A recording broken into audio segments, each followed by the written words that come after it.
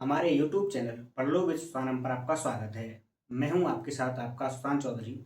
और जैसा कि आप जानते हैं, हम क्लास 10 सामाजिक विज्ञान विषय के अंतर्गत इतिहास विषय का पहला अध्याय पढ़ रहे हैं, यूरोप में राष्ट्रवाद का उदय। इससे पहले की वीडियो में हम जर्मनी के एकीकरण की प्रक्रिया और साथ ही साथ जर्मनी के एकीकरण की प्रक्रिया में ओटो वन बिस्मार्क की भूमिका का अध्ययन कर चुके हैं। आज का हमारा जो टॉपिक है वह रहेगा इटली का एकीकरण। और इटली के एकीकरण में सबसे पहले हम जानेंगे कि इटली जो है वह विभिन्न टुकड़ों में बटा हुआ है, यानी राजनीतिक रूप से असंगठित है। और साथ ही साथ इटली के एकीकरण में किन लोगों की महत्वपूर्ण भूमिका रहती है, और इनमें जो नाम आते हैं, सबसे पहला जो व्यक्ति है जुसेप्पे मैज़नी। दूसरा जो व्यक्ति है वह आपका काउंट काबू, जो कि प्रधानमंत्री है वहाँ का। और साथ ही साथ एक व्यक्ति और है क्रांतिकारी, और वह है आपका जुसेप्पे गैरिबाल्डी। इन तीनों की ही इटली के एकीकरण की प्रक्रिया में क्या भूमिका रहती है, इस बात का भी अध्ययन करेंगे। तो शुरुआत करते हैं आज की वीडियो की। तो सबसे पहले हम जान लेते हैं कि इटली का उस समय का स्वरूप कैसा है। तो जिस प्रकार से जर्मनी अलग अलग राज्यों में बटा हुआ था, ठीक उसी तरह से इटली की भी स्थिति वही थी। यानी जर्मनी की तरह राजनीतिक रूप से विखंडन का लंबा इतिहास था इसका। यानी जो इटली था वह अलग अलग छोटे छोटे राज्यों में बटा हुआ था। और साथ ही साथ यह राज्य कैसे थे, इनमें जो शासन था वह वंशानुगत था। और बहुराष्ट्रीय हेम्सबर्ग साम्राज्य छोटे छोटे टुकड़ों में वहाँ के जो राजा थे उन्हीं के वंशानुगत जो उनके बच्चे होते थे वही वहाँ के राजा बन जाते थे। इसी प्रकार से यह राज्य चल रहे थे। 19वीं सदी के मध्य में यहाँ की स्थिति 7 राज्यों, यानी हम बात करें तो ये जो है इटली जो है वो आपके 7 राज्यों में विभाजित था। अगर हम बात करें 19वीं सदी के मध्य में इटली जो है वह कितने भागों में विभाजित है, तो 7 राज्यों में विभाजित है, 7 भागों में विभाजित है। जिसमें से हम कुछ की बात कर लेते हैं। तो जैसे सार्डिनिया और पीडमॉन्ट जो इलाके थे, यह केवल जो इतावली राजघराना था, यानी इटली पर राज करने वाला जो राजघराना था उसके कब्जे में बस ये था आपका सार्डिनिया और पीडमॉन्ट। बचा कुचा जितना भी इटली का क्षेत्र था वह अन्य पड़ोसी जो राज्य थे या अन्य पड़ोसी जो देश थे उनके कब्जे में था। जैसे इसके अतिरिक्त उत्तरी भाग जो था वह ऑस्ट्रियाई हेम्सबर्ग जो साम्राज्य था उसके अधीन था। और मध्य जो इलाके थे इटली के, उस पर पोप का शासन था। और पोप के शासन से यहाँ की जो जनता थी वह असंतुष्ट थी। और इन पोप के शासन के विरुद्ध, क्योंकि यह धर्म आधारित शासन चलाते थे, तो इससे जनता क्रुद्ध थी। और साथ ही साथ जो दक्षिणी क्षेत्र जो था वह स्पेन के बोर्बो जो राजवंश था उसके अधीन था। इसके बाद हम बात करें तो देखते हैं कि राजनीतिक रूप से हमारा इटली जो है वह पूर्णतः विखंडित है। राजनीतिक रूप से जो इटली है वह पूर्णतः विखंडित है। साथ ही साथ जब हम देखते हैं तो हमें पता चलता है कि यहाँ जो इतावली भाषा है वह साझा रूप हासिल नहीं कर पाती है। यानी अगर कोई देश है, उस देश की एक कोई कॉमन लैंग्वेज होगी, नेशनल लैंग्वेज होगी। जैसे इंडिया है तो एक साधारण तौर पर आम बोले जाने वाली जो भाषा है वह हिंदी है। लेकिन इटली में ऐसा नहीं था। इटली में इतावली जो भाषा है वह सामान्य रूप से आम लोगों की भाषा नहीं बन पाई, यानी साझा भाषा जो होनी चाहिए वह नहीं बन पाई थी। इसके जो रूप थे वह अलग अलग क्षेत्रीय और स्थानीय रूप में मौजूद थे। जो आपकी इतावली भाषा थी, इतावली भाषा के जो अन्य क्षेत्रीय जो रूप थे वह लोगों के बीच में मौजूद थे। तो इससे हमें पता चलता है कि जो इटली था उस समय न तो राजनीतिक रूप से, क्योंकि विभिन्न जातियों में भी ये समाज बटा हुआ था, न तो राजनीतिक रूप से, न ही सामाजिक रूप से और न ही भाषाई रूप से यह एक एकत्र था, यानी एकीकृत था। यानी इसमें इन सभी के रूप सभी तरह से, चाहे वो राजनीतिक रूप से हो, चाहे सामाजिक रूप से हो, चाहे वो भाषाई रूप से हो, इसमें एकता का अभाव था। तो यह रहता है इतिहास इटली का कि इटली जो है वो किस प्रकार से अलग अलग क्षेत्रों में बटा हुआ है और किस क्षेत्र पर किस राज्य का शासन है, किस राजा का शासन है, किस वंश का शासन है। इसके बाद हम जान लेते हैं कि जो इटली इतना विखंडित रूप हम देख रहे हैं, इसको एकीकृत करने में कुछ लोग महत्वपूर्ण भूमिका निभाते हैं। उन्हीं में से एक व्यक्ति आते हैं जो उनका नाम है जुसेपे मैसनी। जुसेपे मैसनी का विचार था, जुसेपे मैसनी मानता है कि जो ईश्वर है वह चाहता है या ईश्वर की इच्छा है कि जो राष्ट्र जो होगा, राष्ट्र ही क्या है, मनुष्यों की प्राकृतिक इकाई है। यानी वह कहता है, आपका जुसेपे मैसनी का मानना है कि ईश्वर की इच्छा है, और ईश्वर की इच्छा क्या है कि राष्ट्र जो है वही मनुष्यों की प्राकृतिक इकाई है। नेचुरल ये यूनिट है लोगों की, मनुष्यों की, वह क्या है, आपकी राष्ट्र। इसके अलावा यह जो व्यक्ति है जुसेपे मैसनी, यह राजशाही का विरोध करता है और साथ ही साथ यह लोकतंत्र में विश्वास करता है। यह यंग इटली, मार्सले एक जगह है इटली का, उस स्थान पर 1831 में एक यंग इटली नामक संगठन की स्थापना करता है, और इस संगठन की स्थापना के माध्यम से यह इटली वासियों को राष्ट्रीयता, देशभक्ति, त्याग एवं बलिदान जैसी जो भावनाएं हैं उनको उनमें जगाने का प्रयास करता है।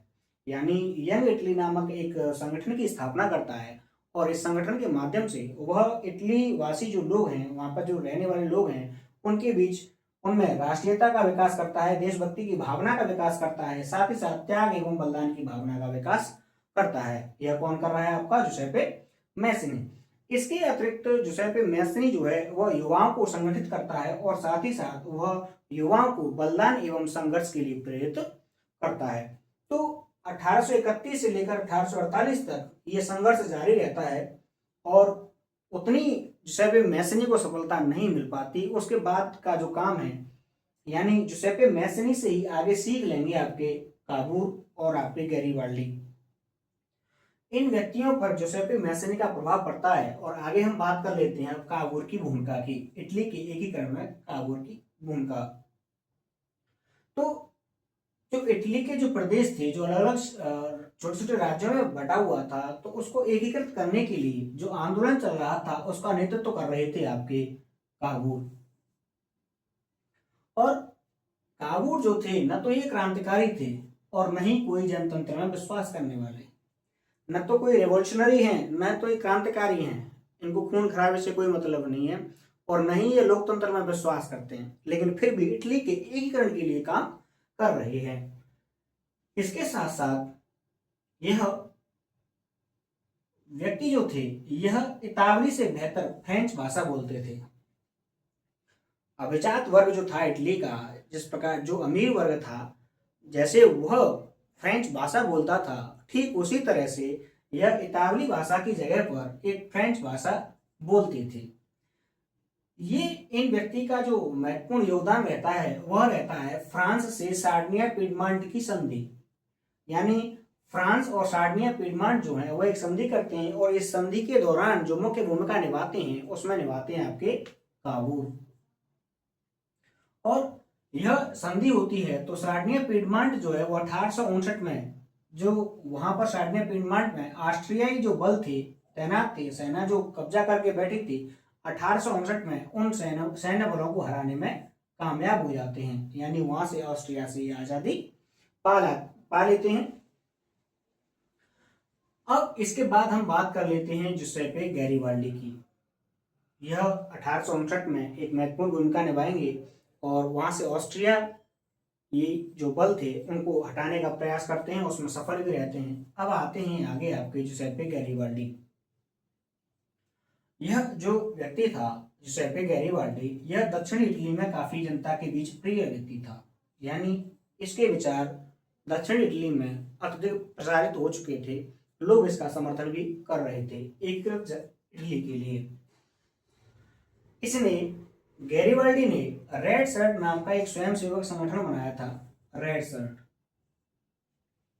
और इसमें ऐसे युवा क्रांतिकारी लोगों को शामिल किया गया जो इटली के एकीकरण की बात कर रहे थे। इसमें जो भारी संख्या में गैरीबाल्डी के नेतृत्व में स्वयंसेवक शामिल हुए थे रेड शर्ट नाम के संगठन में, उन्होंने जो युद्ध लड़े गए उनमें हिस्सा लिया। 1860 में दो सिसिलियों के राज्य में यह प्रवेश करता है, और वहां पर जाकर, यानी 200 सदियों का राज्य है, वहां पर जाकर 1860 में यह वहां के जो स्थानीय किसान हैं उनकी मदद से और जो इसके स्वयं सेवक हैं उनकी मदद से, और वहां पर जाकर जो स्पेनिश शासक जो शासन कर रहे थे सिसिली में, तो वहां से उसके शासन को उखाड़ फेंकता है। इसके अतिरिक्त जब 1860 में यहाँ से स्पेनिश शासकों को उखाड़ दिया जाता है तो एक बहुत अधिक मात्रा में जो बाहरी देशों का कब्जा था इटली पर, उनमें से बहुत से अधिक क्षेत्रों को वापस ले लिया जाता है। और इसी समय 1861 में इसी बात को ध्यान में रखते हुए 1861 में विक्टर इमैनुअल द्वितीय को संयुक्त इटली यानी जो एकीकृत इटली का जो सम्राट है उसे घोषित कर दिया जाता है। यानी युद्ध लड़े जाते हैं, युद्ध लड़ाई के बाद वहां जरूरत होती है एक सामूहिक रूप से संयुक्त इटली जो एकीकृत इटली है, जो भूभाग उसने हासिल किए हैं उन सभी पर राज्य करने वाले एक शासक की जरूरत है। तो उस समय वहां राजा जो है विक्टर इमैनुअल द्वितीय को सम्राट घोषित कर दिया जाता है 1861 में। और सभी के संयुक्त प्रयासों से जब लगातार सभी का संघर्ष चलता है तो उन्हीं सभी के संघर्षों के परिणाम स्वरूप संयुक्त प्रयासों से 1870 में जाकर पूर्णतः एकीकृत इटली राज्य स्थापित हो जाता है। यानी 1830-1831 से लेकर 1870 तक इटली के एकीकरण के लिए लड़ाइयाँ लड़ी जाती हैं और अंत में 1870 में जाकर एकीकृत इटली का निर्माण होता है, राज्य स्थापित हो जाता है। तो यह था आपका इटली का विखंडित रूप उस समय का, और साथ ही साथ इटली को एक एकीकृत इटली को बनाने में जिन लोगों की भूमिका रही उन सबके बारे में।